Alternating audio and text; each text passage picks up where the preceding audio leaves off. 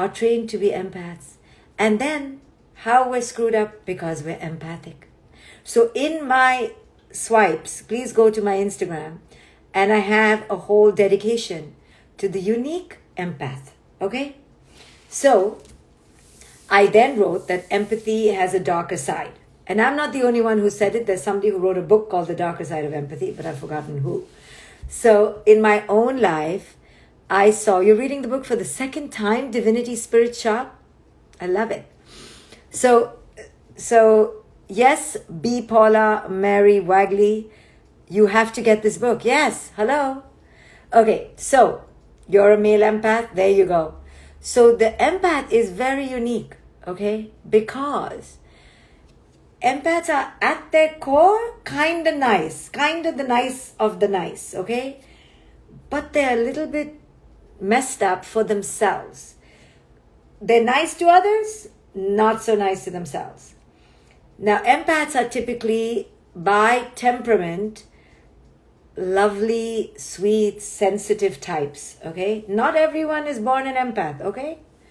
Now, if they were born an empath, meaning born sensitive, intuitive, and delicate in their emotions, in their emotionality, like fragile.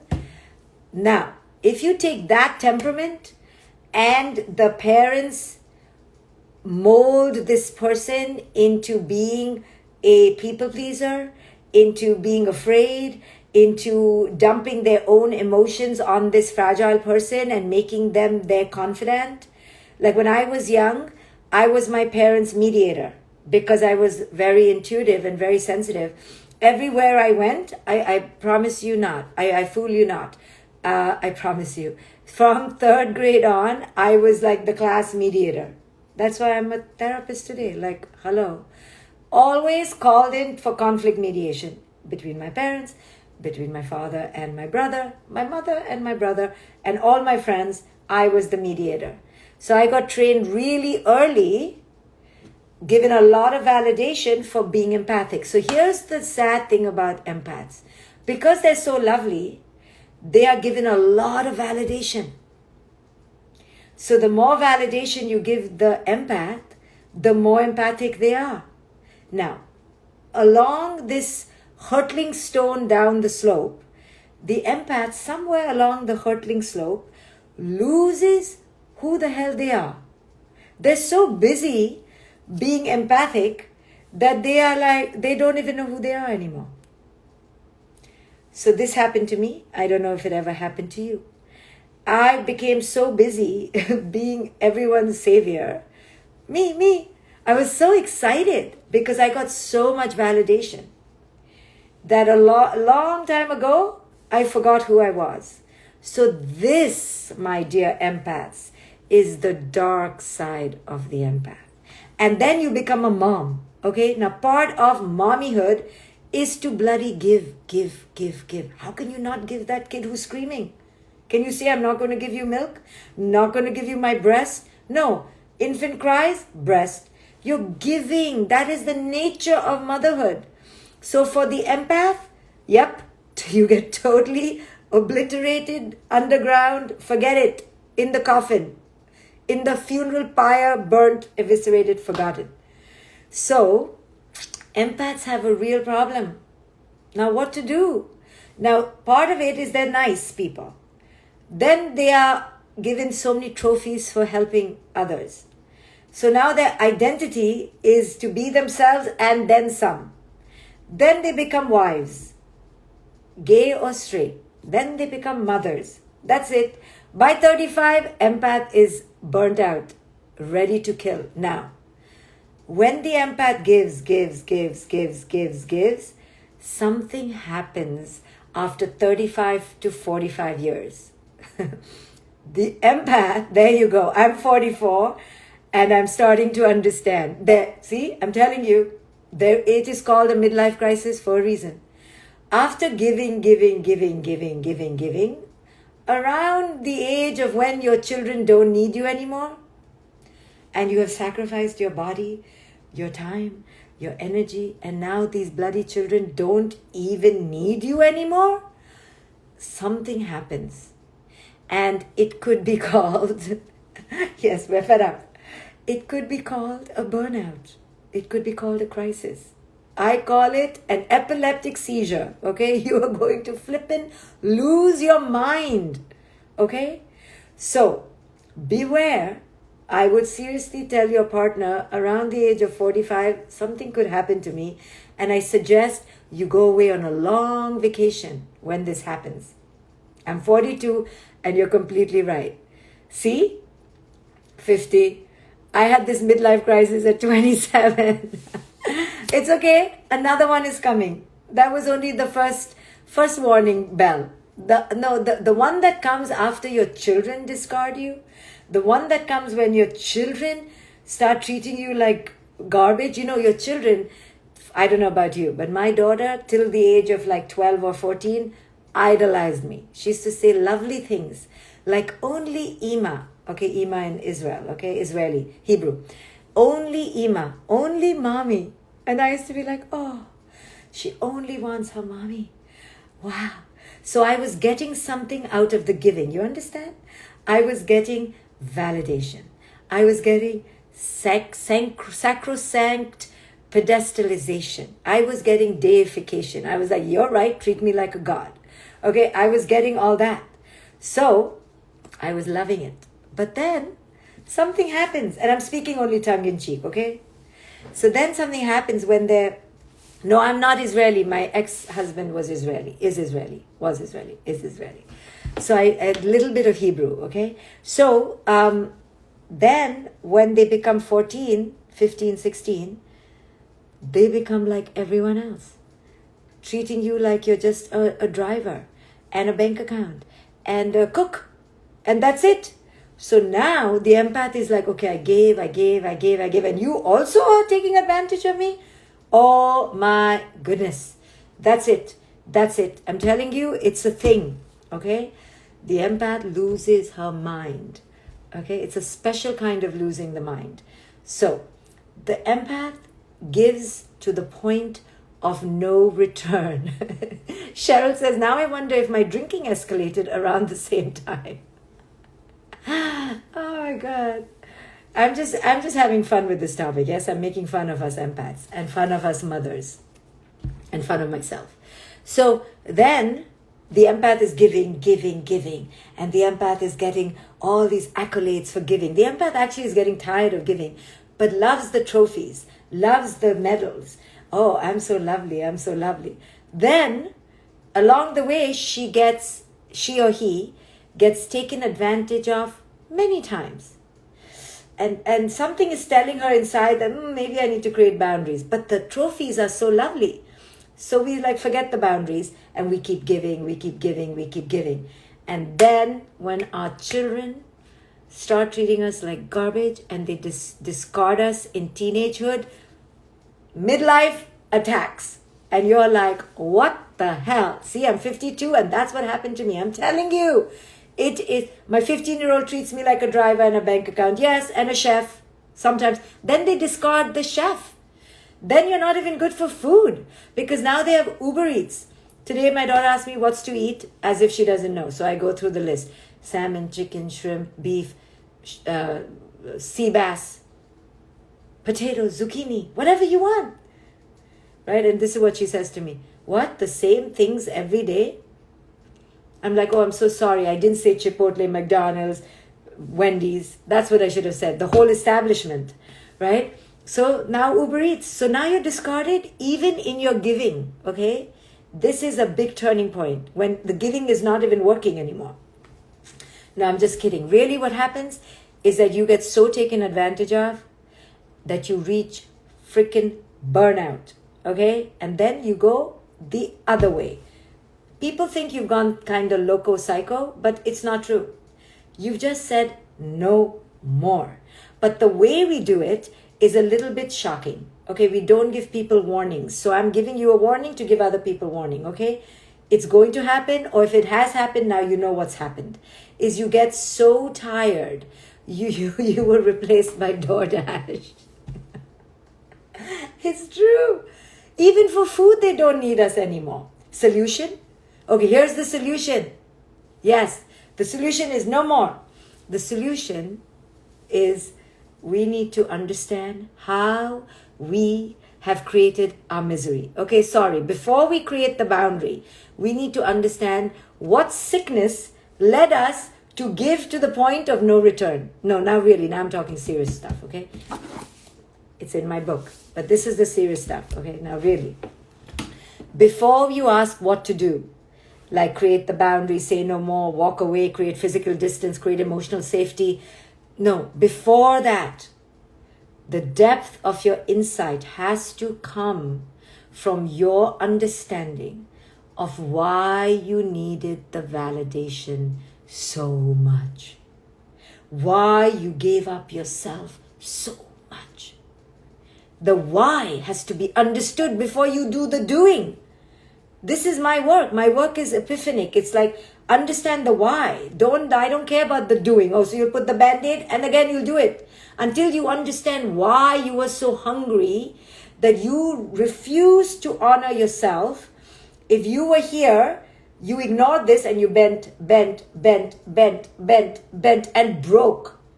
If you don't understand how far you left yourself and why that validation was so important to you, you will repeat the pattern, even if you know what to do so you can avoid it. If it doesn't come from deep within, you will do it again. So in my case, I don't know about you, but I'll throw myself out there and I'll say that the reason I did it, 100%, the reason I did it is because I was more married to the idea of the good girl than the idea of the authentic girl. I didn't know what authenticity was really. I was like, F authenticity, I want to be the good girl. So to be the good girl, by golly, I would do anything. Anything. Wake up at 2 o'clock in the morning to make coffee? Okay. Drive you to the end of town because you forgot your lipstick? Okay. No problem. Oh, this is not warm enough. You want me to warm it up? Okay, I'll stop what I'm doing and I'll warm it up. No problem. Right? So out of empathy, out of niceness, but some kind of crazy niceness. For me to understand the dark side of my empathy was very important. And therefore, here's the real cincher. Are you empaths ready for this? Here's how you can change, but it's going to punch you. Are you ready? The real hardcore neuroses of the empath is, are you ready? Our own delusion of grandiosity. Okay?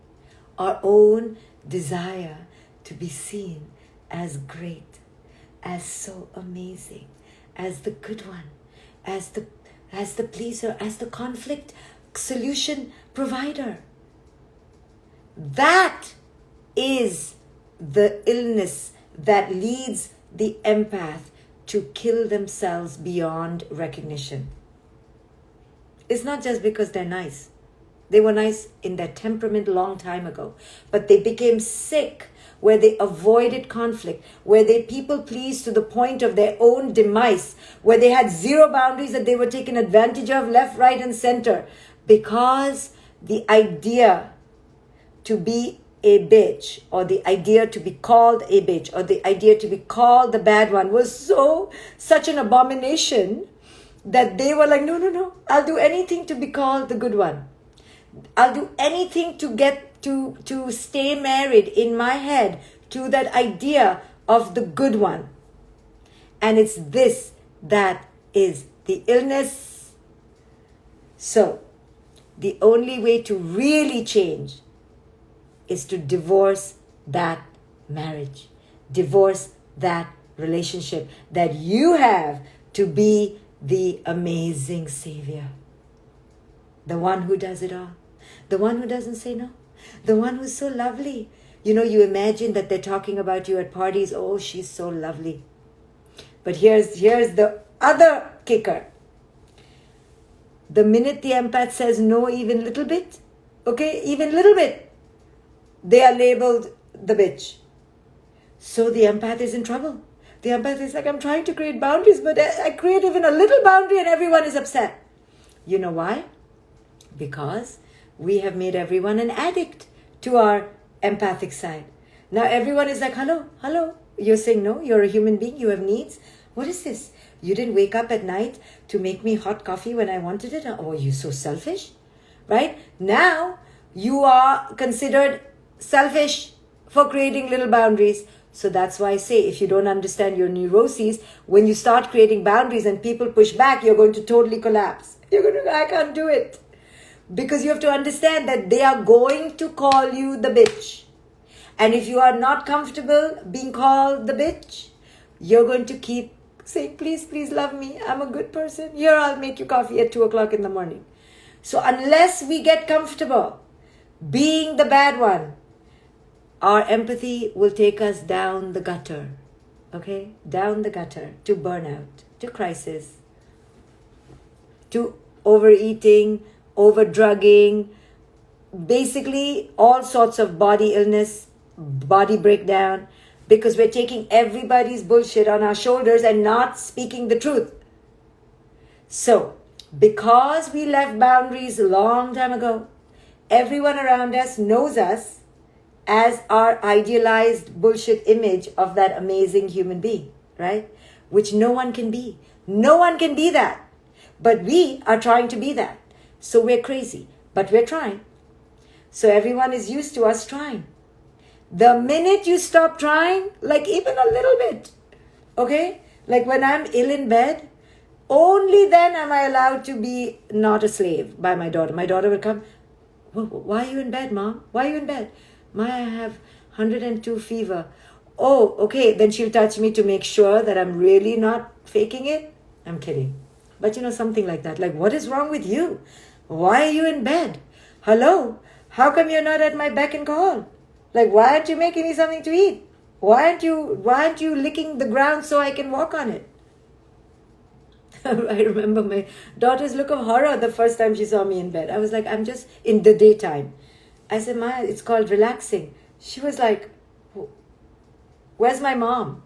Who is this relaxing person who thinks they can relax?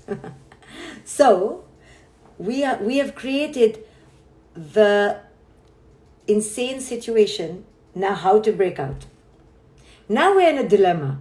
People are calling us bitches. People are calling us bad. My daughter was like, you're a bad mom, once she said it. I was like, I'm a bad mom? Oh my God, okay, let's not have any boundaries. Let's go back to being amazing. So when they are pulling at us and dumping labels that we can't tolerate, we are in a real conundrum. Like, I want to be seen as nice, but they're not seeing me as nice. Now what to do? So the only way to do this, I'm telling you, is to burn that idea to be nice. That is our problem. We girls have been seared with this need. Okay, it's been baked into our bodies, into our skin. It's the fish is in water and doesn't realize it's wet. That's how seared in our consciousness is this desire to be seen as the good one. Until we burn that idea, until we say F off, F it. I'm sorry to use this kind of language, but until we go on a rampage against this idea in our own beings, we will keep tripping and not being able to really make boundaries. Only when you get comfortable, and it's so hard, comfortable being the bad one, only then will you break your patterns. Until then, you'll be a slave to the validation and to the approval and the praise. So, my dear empaths, you have to recognize the dark side of your empathy, that it is coming from a deep need within you to be seen as the good one, as the Mother Teresa, as the Savior. And as long as you like that image, as long as you love people talking about you like that, you're going to be effed, okay? You aren't going to change. It took me so long to get used to it. I needed everybody to like me. If somebody was upset with me on email, okay, some bloody stranger, I was like writing long emails, let me explain myself. When I said that, I didn't mean this. And I had to literally tie myself to not explain myself anymore. Because I wanted to be seen as glorious all the time. So when you burn that idea of Mother Teresa, okay? When you burn it, shred it, throw it in the gutter, only then you will be able to become healthy. Now you can talk from reality. You can still say yes, still be loving, but you won't be a slave to the other person's validation. You'll say yes because you want to say yes. You're not saying yes because, do you see me? Do you love me? Do you see I'm a Mother Teresa? No. You'll be like, I'm doing it because I really want to do it. It gives me great joy. And yes, you can say thank you, but you won't be a slave for the thank you. And you'll be able to say no. Not right now. Maybe later. Let me think about it.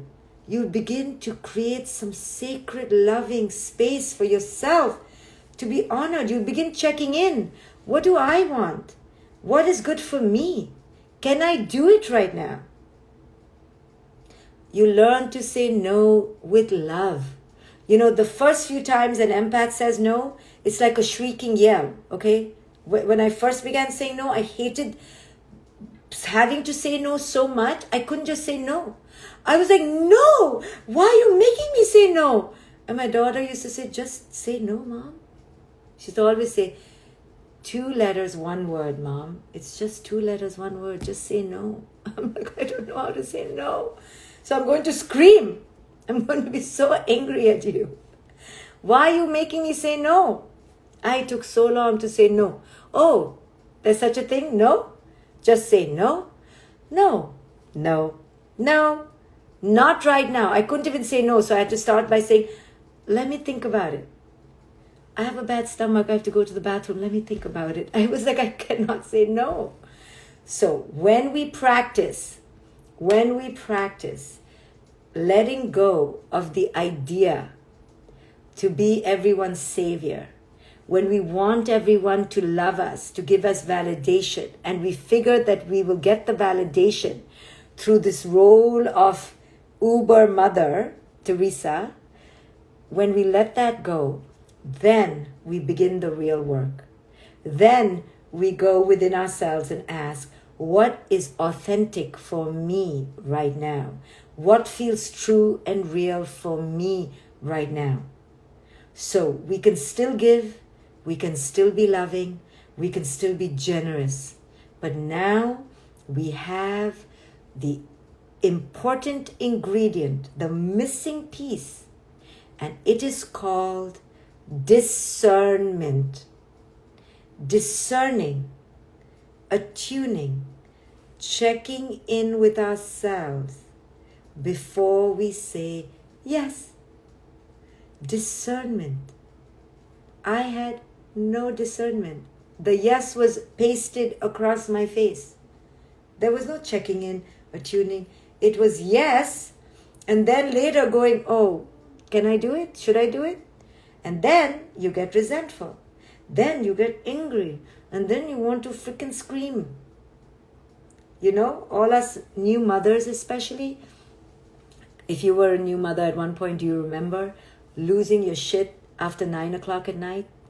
So lovely till 9 o'clock. But after 9 o'clock, as a way of speaking, like after a certain point on the clock, you lose your shit. You know why? Because all day we've been saying yes and giving our power away without discernment. Now what to do? Part of it is motherhood. It's going to happen. But it's exhausting. And then you're resentful. And then you want to chop their head off and leave them to cry in their diapers. You're like, bye. Right? You fantasize. Fantasize never coming back from CVS. Just CVS should lock us inside. And oops, sorry, I'm going to read magazines and take prescription pills. Right? What a lovely idea as a new mother. You're like, please lock me in CVS. I'll be happy in CVS. I won't complain that they don't have nice sofas in CVS. Just let me go to CVS. Right? Because we're giving and we're giving and we're giving and we're giving. So part of it is part of motherhood. But if you're an empath and a mother, so all day long, we are, yes, James Walker, there are lots of dads who are single parents. This helps us too. Yes. Sorry, dads. I forget about you. You are included. A smaller percentage, but you're included. Really, you are. So when you give without discernment, okay? I had to learn how to spell the word. Discernment. I was like, discernment? What is discernment? So discernment is my favorite word more than boundaries, because it is to have wisdom. Okay? So the Buddha, when I went for meditation, talks about wisdom and compassion. Somehow I missed the wisdom piece. Okay? I only heard compassion. It took me many years. So in my entire 20s, I only heard compassion. Be compassionate, be compassionate. Which for the empath in me was like, okay. But what I missed was the wisdom piece. I was like, huh? In my 30s, I began to hear, what? He said to have wisdom? And wisdom means discernment. Choosing where. Choosing when. Choosing how. And how do you choose? By checking in. By looking within. Right? So I missed that whole piece. So empaths miss discernment. So empathy is lovely, but only when it has the other wing of the dove, which is wisdom, boundaries, discernment, authenticity. If these wings are not there and you only have empathy, the bird is going down. So just because you're empathic, don't be patting yourself on the back. Quite likely, you have no boundaries, and quite likely you're a slave to the idea of being the good one. And that idea of being the good one is what I talk about in my book, all through the book, A Radical Awakening.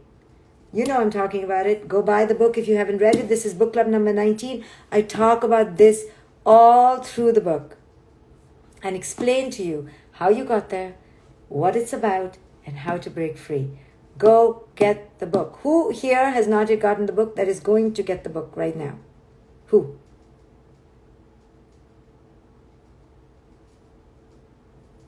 Grab the book. A Radical Awakening. I break it down. Thank you. Wonderful. I break it down. I give you the tools to have awareness and walk on the path out. Yay, me. A Radical Awakening. And leave a review if you're inspired. Share it with your girlfriends. We all need these lessons. I know I needed them in my 20s and I didn't have it. So here you are. A Radical Awakening. Book club number 19. Go buy it. Bye guys. See you soon.